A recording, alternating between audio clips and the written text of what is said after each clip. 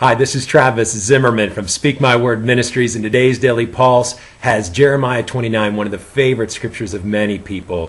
For I know the plans I have for you, declares the Lord. Plans to prosper you and not to harm you. Plans to give you a hope and a future. Jeremiah chapter 21, verse 9. You know, when I was younger, probably about 7, my dad used to, he played jokes on us, but we had a pretty big garden, and there was always invariably, Dad would have a little task list, weed the strawberries and pick the rocks out of the carrots, and it was always like an hour or two of work a day.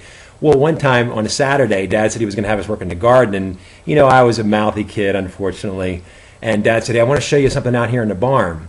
I got some work for you to do," and I was fighting him the whole way, and it wasn't very far to our barn.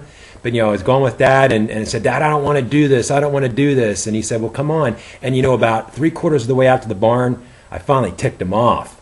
And he got upset. And he didn't do anything. You could just see in his body language. He opened the door, and there what he had for me was a new bike. Not unlike the bike we got our son Trey for his birthday. So the plans I thought that my dad had for me were to do work, but really what God had for me was a new bike. And sometimes as you're going through your life, you encounter situations or people or thoughts where, why is God doing this to me? Or why is this happening? Trust Him. Trust Him, for He knows the plans He has for you. Plans to prosper you and not to harm you. Plans to give you a hope and a future, and that's in Jesus Christ. Amen.